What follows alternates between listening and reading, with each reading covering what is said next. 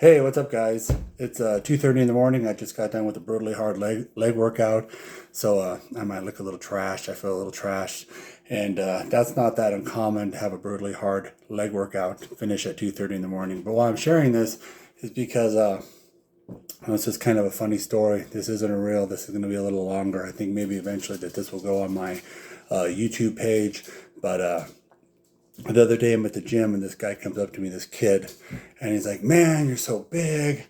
How'd you get so big?" And we talk, and he's like, eventually he's like, "Hey, can I work out with you?" And I'm kind of surprised that more kids don't ask me this. And, I kind of found out why. And I go, "Yeah, we can work out." And I'm like, "What's the body part that you want to improve the most?" And he's like, "Legs." And I'm like, "I don't know if you want to do legs with me, man."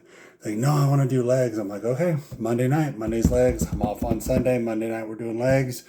I message him this morning. He wants to work out. I tell him it's going to be 10:30.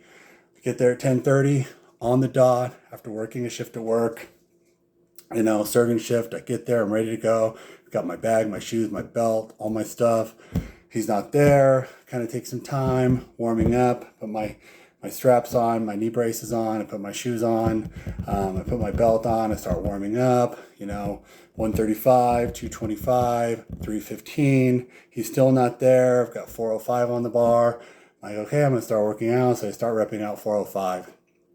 And the girl he's usually hanging out with shows up. And I'm like, "Hey, where's Thomas?" She's like, "Oh, hey, well, I can't find him." I'm like, "What do you mean you can't find him?" "Well, he's here, but I've been looking for him for like 10 minutes. I'm like, "All right, whatever." I do another rep, another set, rep out 405. And he shows up and he's like, "Hey, I'm sorry I had car trouble." I'm like, "Okay, well, you want to start warming up?" And he's like, "I can't do this weight." I'm like, "Well, I know you can't do this weight, Thomas, but like, let's set up this bar next to us and we'll start working out." And I didn't realize how little this kid is. Man, he's like 110 pounds soaking wet. I'm not really exaggerating that. And so the girl pops back up, and then he's got a friend with him. He's got this other kid, and this kid's even smaller, and he wants this kid to work out too. And they've got like this tripod, and they're setting it up. And I'm like, "You think we're all going to work out together?" He's like, "Yeah."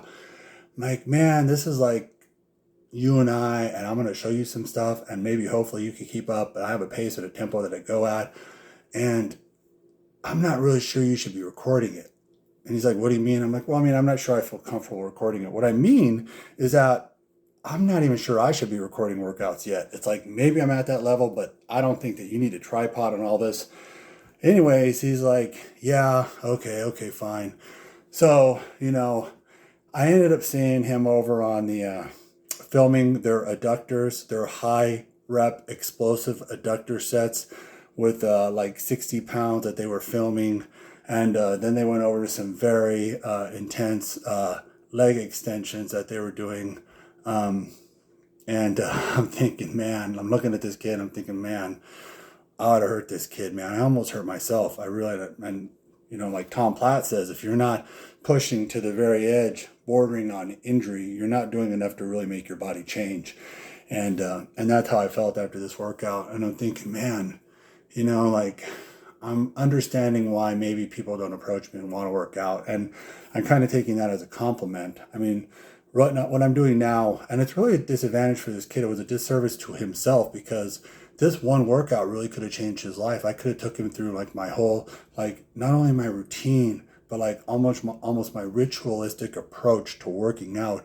That's really a pro level workout at this point. It's not a pro level workout because I'm a pro. It's a pro level workout because I've watched pros, I've studied them, I've watched them, I've repeated what they've done, then I've replicated it. Oftentimes with some of these guys, truthfully using the same weights that they're using. Like I could watch Neil Curry or Wendia or dang, even some of Bumstead's weights I'm doing. It's like I'm doing some of these weights that these pros are doing. Like I could walk in and work out with some of these guys truly. Um, Even if I couldn't match them pound for pound, I could match them for intensity. And to think that this kid was going to come in, right, and do this, right, it was like, I realized that he is probably not 100% all there, and that, there's levels to this stuff, right? You know, as Christian Guzman would say, there's levels to this shit. And, you know, you can't jump some of these levels. And a credit to my wife, actually, as I finish this up, I'm going to shout out to Natalie Stark, because she has hung for a lot of these workouts. And now it's kind of got to the point where, you know, I'm like, you know, are you really going to keep up? And can you really keep up? And no, she can't, because no person really can. And we work out and I tone it down a little and I dial it down and she does great.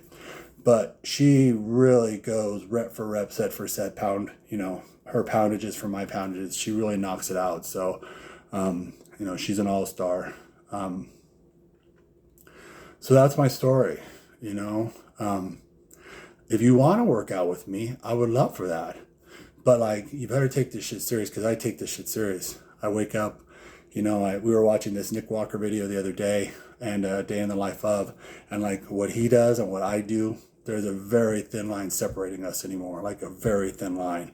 Like his regimentation, his eating, his like all the stuff that he does. It's like, you know, I take this shit serious. I live, I breathe it, I eat it. It's like, I'm like deep in the game at this point. And if you want to come, you know, you need to be ready to jump into. So, guys, that's my 6 minute and 11-second video while I'm waiting for my roast to finish up. And sorry so long. Like, I've got a YouTube channel. I'm going to start doing some stuff there and, you know, try to figure out some of this content. But anyways, thanks. Keep pushing and pulling, and I'll see you later.